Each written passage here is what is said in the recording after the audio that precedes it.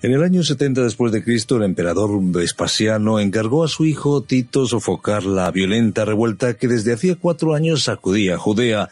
Tras un duro asedio, Tito logró conquistar Jerusalén y destruyó y saqueó el templo.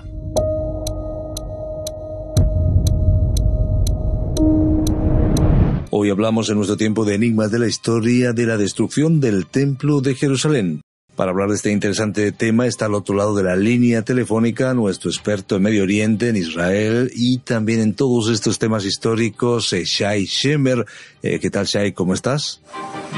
Muy bien y muy feliz de tratar estos temas que pienso que tienen cierta actualidad. ¿Por qué no? Gracias.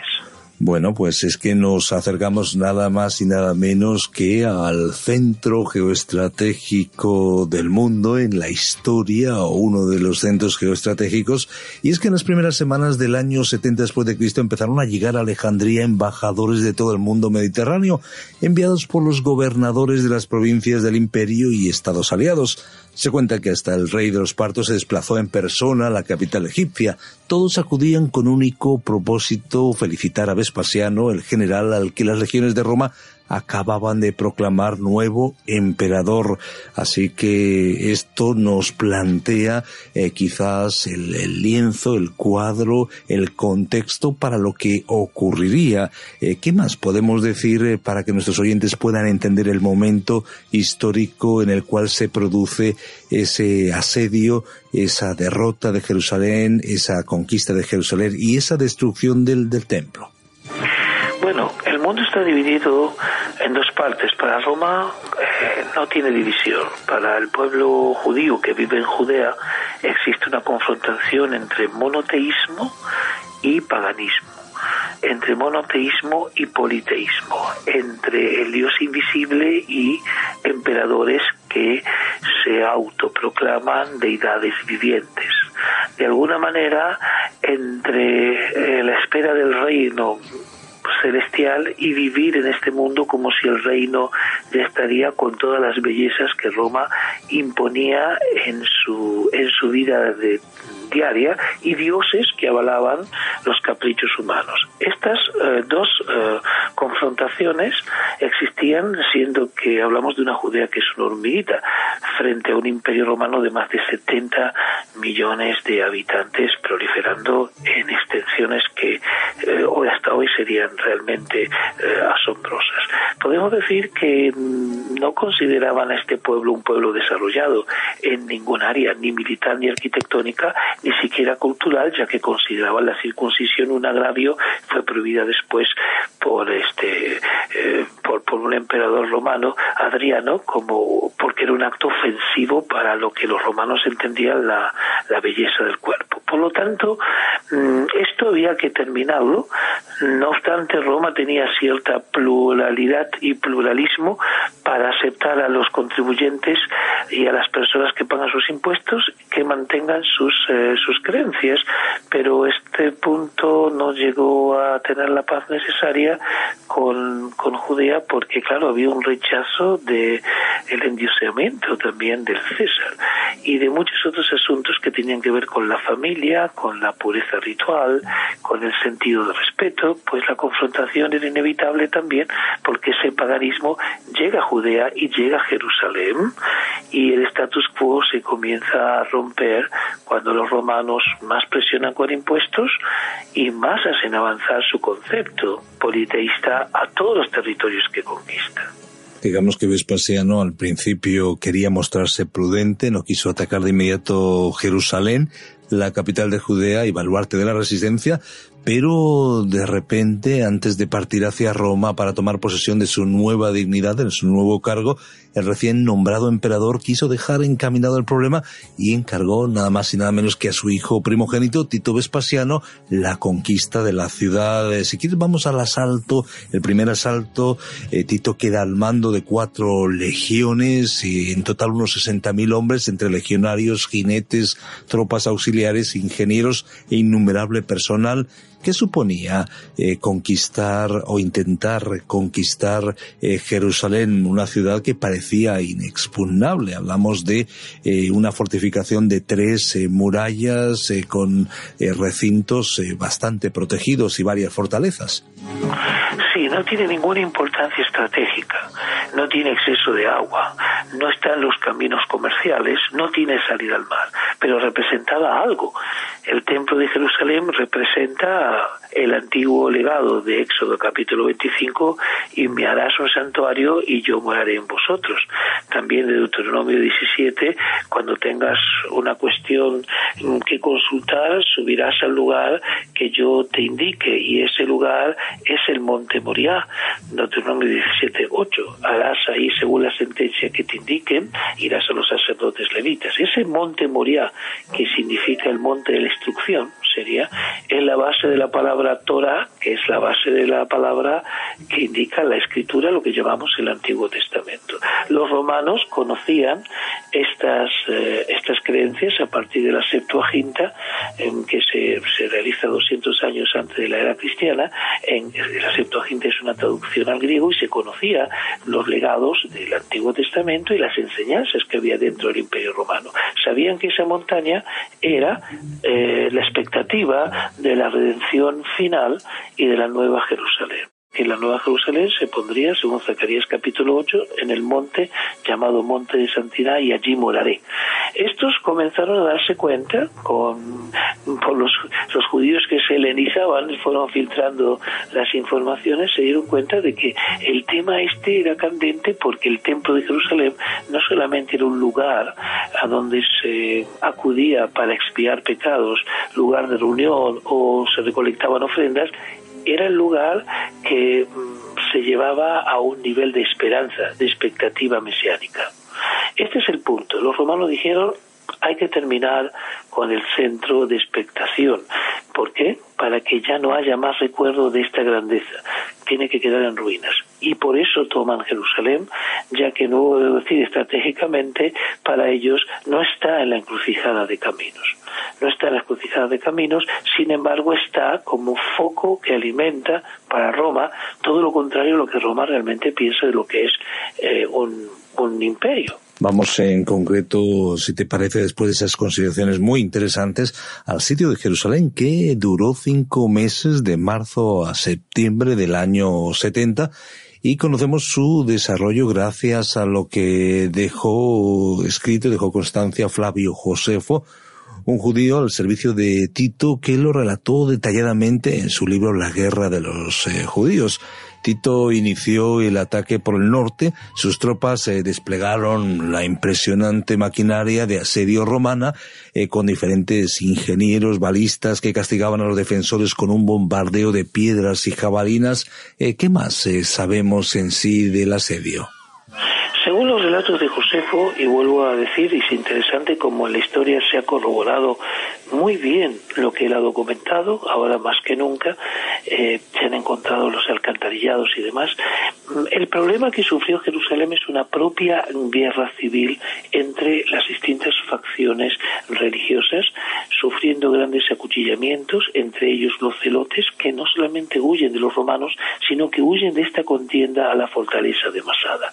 Eso hizo que se acabe con las reservas de alimentos, se envenenen los pozos de agua. Llegaron a una especie de locura social, asediados. ¿Quién iba a ser el que comandaba esta revuelta y quién estaba más cerca de la redención final? Esta eclosión benefició a Roma. Roma no tuvo que intervenir, sino esperar que ellos acaben sus reservas y acaben sus conflictos internos. Parece algo irrisorio, pero así fue. Cuando se debilitaron es cuando comienza el auténtico asedio. No fue la intención destruir el templo en definitiva, pero parece que puede haber sido también un accidente, porque el mármol que se utilizó en el templo arde con mucha facilidad.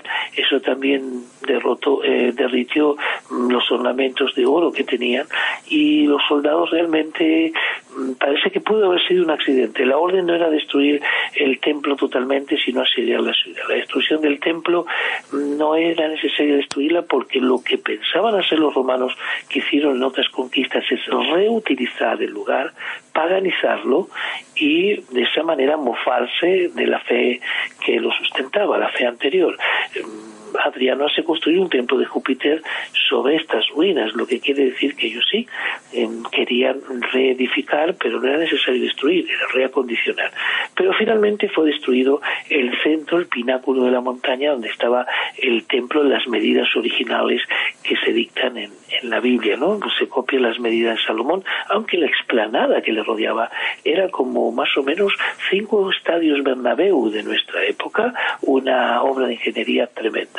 Eso le valió a los romanos elevarse nuevamente por los caminos con rampas y demás, y entrar en esa explanada, y una lucha cuerpo a cuerpo que finalmente no pudo ser resistida por los judíos, utilizando la fortaleza de Antonia, una fortaleza que también construyó Herodes en una de las esquinas de la explanada del templo para vigilar los eventos año a año y evitar las revueltas. Es así que Tito logra entrar a una ciudad debilitada, asediada y también con enfermedades y con escasos alimentos. Por tanto, estamos hablando de las consecuencias. Finalmente, tenemos lo que serían esos efectos. Judea quedó casi arrasada, aunque las cifras de muertos o desaparecidos que da Josefo sean exageradas para algunos. Quizás se habla de 250.000 damnificados en un país que no debía de llegar al 1.000.000 de habitantes. No sé si puedes precisar algo más en cuanto a esos datos. Por otro lado, Tito ordenó destruir por completo el templo y las demás construcciones herodianas. Hay que decir que el templo de David y Salomón ya había sido destruido por los asirios en el año 586 a.C., pero sería reconstruido poco después y ampliado según ese plan que comentábamos de Herodes, pero aquí no habría quien lo reconstruyera, o por lo menos de momento así quedarían las cosas. Ahora lo curioso es que Jesús de Nazaret, los evangelios hablan de esa destrucción antes de que ocurra. De alguna manera se anticipa, como el mismo texto bíblico nos habla de lo que sería pues también parte de lo que Dios permitió desde el punto de vista también del Dios de Israel. Claro, la destrucción de Jerusalén está anunciada en Isaías, está anunciada también en Jeremías. Fueron los babilonios, no los asirios, que destruyen el primer templo. Los asirios hicieron un saqueo anterior, pero finalmente son los babilonios en el 586 antes de nuestra era. Si los profetas hablan de una Jerusalén castigada por cuanto que no responde a su visitación. Cuando se dice que no quedará piedra sobre piedra, indudablemente es el final de la declaración de lo anunciado anteriormente por los profetas en el Antiguo Testamento, ¿sí? Es más justamente más puntual. Piedra sobre piedra era que iba a haber un derrumbe de toda la construcción. Es mucho más puntual. Es interesante porque el templo de Jerusalén representa en aquel tiempo la espina dorsal, y en cuanto a los habitantes, podemos decir que tendríamos que calcular el mes, ya que todo el país tenía 1,5 millones de habitantes, pero Jerusalén podía llegar a tener durante las fiestas más de 1,5 millones o 2 millones ella solita. Era porque convergían de todo el imperio los judíos, que eran más de 6 millones en todo el imperio, y también los prosélitos. En el relato del Nuevo Testamento se nos habla de cantidades de prosélitos que había allí, y subían 3 veces al año en las 3 fiestas, la Pascua, el Pentecostés y Tabernáculos, para ofrendar según lo indicado en el Antiguo Testamento. De esta manera podemos decir que Jerusalén fue también un lugar de refugio, porque la guerra comienza en Galilea, es decir, la invasión comienza por el norte, comienza en forma de rodillo, subiendo a Jerusalén, y existe una devastación de aldeas, muchas aldeas destruidas y ciudades.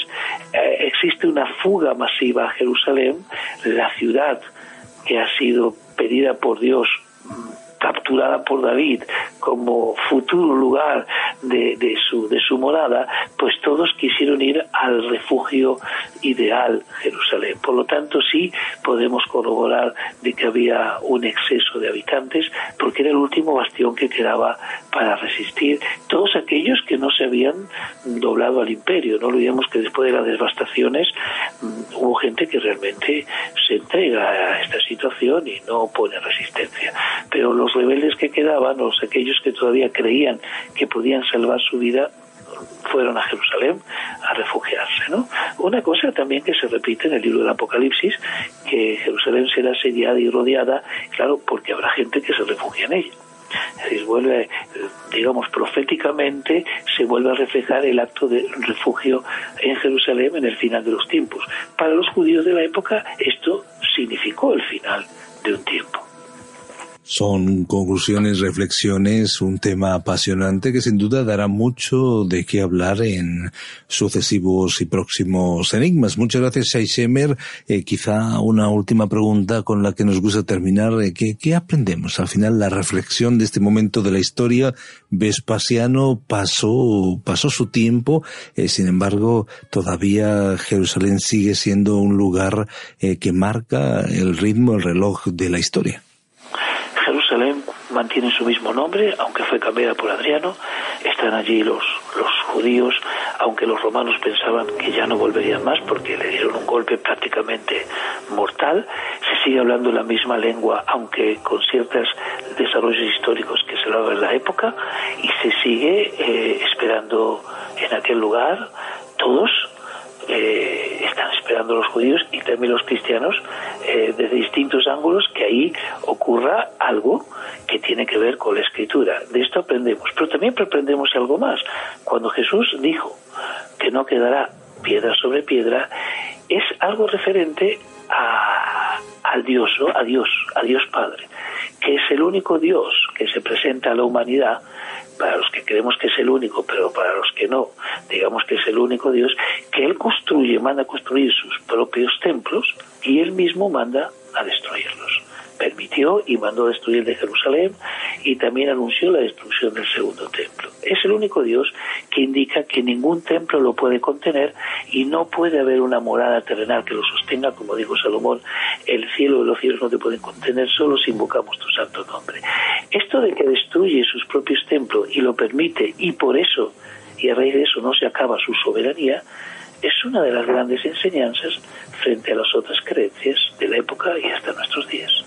Muchas gracias, Shai Shemer, por estas conclusiones, tantos temas también para conocer a fondo el mensaje del libro de los libros, la Biblia. Hasta aquí nuestro enigma, hoy hablando de la destrucción del Templo de Jerusalén.